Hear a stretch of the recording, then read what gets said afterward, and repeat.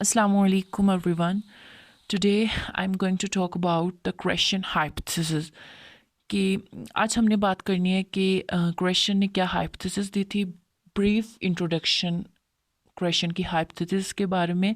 अगर आपको इसमें अलग वीडियो चाहिए या डिटेल इन्फॉर्मेशन चाहिए तो आप मुझे इनबॉक्स में बता सकते हैं। सबसे पहले ग्रेशन कौन था? Doctor Stephen Gresham is most famous linguist. He believed that language acquisition requires meaningful interaction with the target language. कि बेसिकली जो क्वेश्चन था वो पर्सन था जिसने ये हाइपोथेसिस दी। उसने कहा कि जो लैंग्वेज उसका ये यकीन था कि जो लैंग्वेज एक्विजिशन होती है ना, तो उसको एक मीनिंगफुल इंट्रैक्शन की एक ज़रूरत होती है टारगेट लैंग्वेज के साथ। सो उसने कुछ इस चीज़ को इलेबोरेट करने के लिए उसने कुछ हाइपोथेसिस दी थी। और वो कितनी हाइपोथेसिस थी? उसने 5 हाइपोथेसिस दी थी which have been very influential on the field of language teaching. कि लैंग्वेज टीचिंग में ये जो हाइपोथेसिस हैं इनका बहुत ज़्यादा रोल है, इम्पॉर्टेंट रोल है। फर्स्ट जो उसने हाइपोथेसिस दी थी वो था एक्विजिशन लर्निंग हाइपोथेसिस। अब basically what is acquisition learning hypothesis? तो उसने ये बात कही कि एक्विजिशन लर्निंग हाइपोथेसिस में सबसे पहले उसने इन दोनों चीज़ों को अलग किया। जो इससे पहले का कंसेप्ट था ना, वो ये था कि लर्निंग भी वही चीज़ है और एक्विजिशन भी वही चीज़ है। लेकिन उसने ये कंसेप्ट उसने कहा कि नहीं, ये दोनों क्या होते हैं? डिफरेंट होते हैं। जो लर्निंग है और वो डिफरेंट है बिल्कुल एक्विजिशन से। The question states that there is a distinction between language acquisition and language learning. In language acquisition, the student acquire language unconsciously. This is similar to when a child picks up their first language. On the other hand, language learning happens when the student is consciously discovering and learning the rules and grammars of the structure of the language, grammar structure of the language के। अब question ने क्या कहा कि जो acquisition होती है वो बेसिकली अनकॉन्शियस होती है। और उसने एग्जांपल दी कि एक चाइल्ड की कि जब वो अपनी फर्स्ट लैंग्वेज को पिक करता है तो वो बेसिकली क्या होती है? एक्विजिशन होती है। और उसने लर्निंग की ये बात की कि ये कॉन्शियस प्रोसेस है। जब हम किसी नई चीज़ को डिस्कवर कर रहे हैं, जब हमने ग्रामर को सीखना है, जब हमने स्ट्रक्चर पे फोकस कर रहे हैं, तो बेसिकली ये हमारी लर्निंग है। फॉर एग्जांपल, अगर हम उर्दू हमारी फ़र्स्ट लैंग्वेज है, ठीक है, जो हमने अनकॉन्शियसली हमने क्या की अपनी इन्वायरमेंट से ली या फिर जैसे भी हमने ली। और जो हम सेकंड जो हमारी फॉरेन लैंग्वेज है, जैसे हम इंग्लिश की बात करें तो वो हम उसके ग्रामर रूल और ये सब चीज़ें देख रहे हैं, तो वो बेसिकली हमारी लर्निंग है। हम उसको डिस्कवर करें, हम उस चीज़ को, उस लैंग्वेज को डिस्कवर करें। तो पहले उसने जो हाइपोथेसिस दी थी उसने उसमें इन दोनों में डिस्टिंक्शन बताया कि एक्विजिशन और लर्निंग में बेसिकली क्या डिफरेंस है। जो सेकंड उसने हाइपोथेसिस दी थी वो था मॉनिटर हाइपोथेसिस। मॉनिटर हाइपोथेसिस में वो क्या चीज़ कहता है कि states that the learning is consciously learning the grammar rule and function of a language rather than its meaning. This theory focuses more on the correctness of language.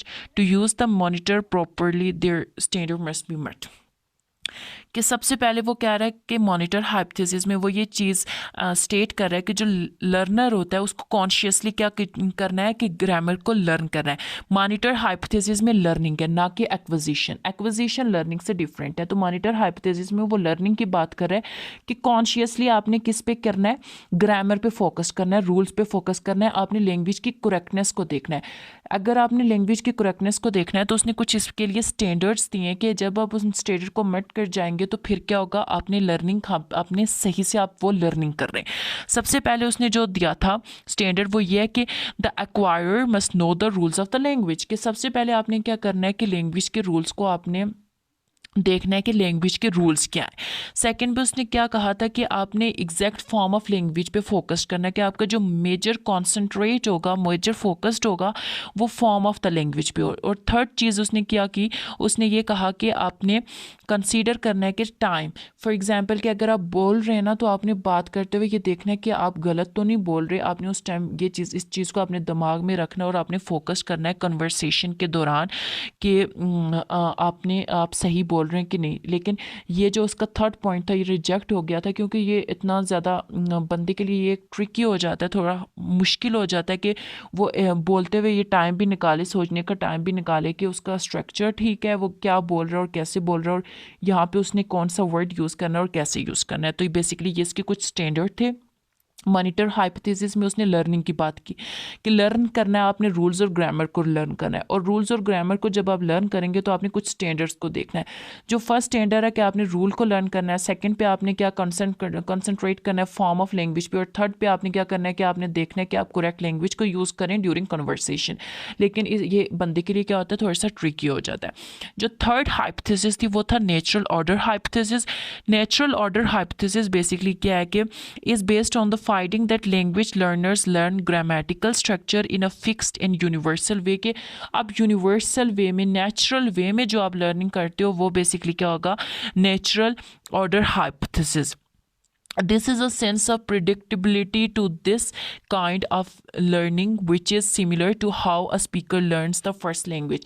अब वो कह रहा है, अब यहाँ पे बेसिकली वो एक्विजिशन की बात कर रहा है कि आपने लर्निंग एक्विजिशन जैसी करनी है, ठीक है। बेसिकली मेजर उसका पॉइंट एक्विजिशन लर्निंग है, लेकिन वो कह रहा है कि जो आपने लर्निंग करनी है वो आपने किस तरह करनी है, एक्विजिशन की तरह करनी है। जैसे हम अपनी फर्स्ट लैंग्वेज को लर्न करते हैं, एक्वायर करते हैं, तो वो कह रहा है कि आपने लर्निंग भी उसी तरह करनी है जैसे आपने फर्स्ट लैंग्वेज ली थी, ठीक है।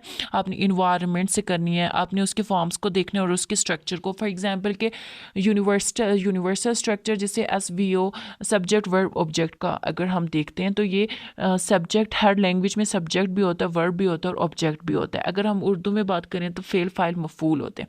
तो इसी तरह अरबिक में होता है। तो वो चीज़ कह रहा है कि ये एक नेचुरल ऑर्डर हाइपोथेसिस है, एक नेचुरल यूनिवर्सल रूल्स होते हैं जो कि हमने क्या करना है कि ये हम एक्वायर करेंगे। लर्निंग को हमने क्या करना है, एक्वायर करना है, फर्स्ट लैंग्वेज की तरह हमने लर्न करना है। जो उसकी फोर्थ हाइपोथेसिस थी वो था इनपुट हाइपोथेसिस। इनपुट हाइपोथेसिस में वो ये बात कर रहा है कि ये इनपुट हाइपोथेसिस और नेचुरल हाइपोथेसिस दोनों सिमिलर है, ठीक है। और इनपुट हाइपोथेसिस में वो क्या कर रहा है कि more emphasis on the acquisition of second language. This theory is more concern about how the language is acquired rather than learned। Moreover, the input hypothesis states that the learner naturally develop language as soon as the student receive interesting and fun information, ठीक है।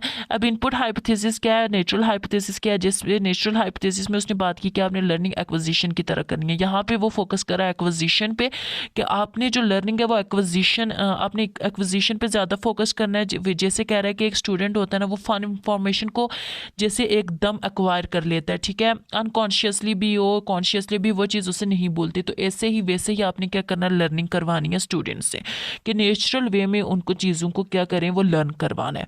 तो basically ये क्या थी, इसकी fourth hypothesis थी जिसमें उसने एक्विजिशन की बात की। फर्स्ट हाइपोथेसिस में उसने डिफरेंस दिया एक्विजिशन और लर्निंग पे। सेकंड हाइपोथेसिस पे उसने लर्निंग की बात की। थर्ड और फोर्थ हाइपोथेसिस में, थर्ड हाइपोथेसिस में उसने लर्निंग की बात की लेकिन एक्विजिशन के थ्रू, और फोर्थ हाइपोथेसिस में उसने एक्विजिशन की बात की। अब जो उसकी फिफ्थ हाइपोथेसिस है उसमें वो क्या है, effective filter hypothesis. Effective filter hypothesis क्या है कि language acquisition can be affects by emotional factors. वो कह रहा है कि एक्विजिशन और या लर्निंग को आपके इमोशनल जो फैक्टर्स होते हैं ना वो आपकी लैंग्वेज को इफेक्ट करते हैं, ठीक है।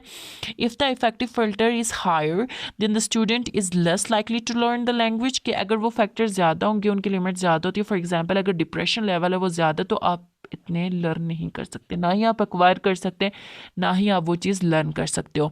अगर there the learning environment for the student must be positive. वो कह रहा है कि वो कुछ सजेशन दे रहा है कि अगर आपने लर्निंग करवानी है तो फिर आपने ऐसी इन्वायरमेंट प्रोवाइड करनी है जो कि बहुत ज़्यादा पॉजिटिव हो, स्ट्रेस फ्री हो, so that the student is open for input. के स्टूडेंट फिर क्या होगा कि ईजिली वो चीज़ें ले लेगा। तो लास्ट हाइपोथेसिस में वो हमारे फैक्टर्स की, इंडिविजुअल फैक्टर के बारे में बात कर रहा है कि जो फैक्टर्स होते हैं वो कैसे हमारी लर्निंग को इफ़ेक्ट करते हैं। फॉर एग्जांपल अगर आप डिप्रेस स्टेट में हो तो आप कभी भी लैंग्वेज को इजीली लर्न नहीं कर सकते। तो ये कुछ हाइपोथेसिस थी जो कि किसने, क्वेश्चन ने दी। 5 हाइपोथेसिस थी। अगर आपको इस पे इन सब पे अलग अलग वीडियो चाहिए और डिटेल फॉर्म में, तो आप मुझे मैसेज करके मुझे कॉमेंट बॉक्स में बता सकते हैं। Thank you.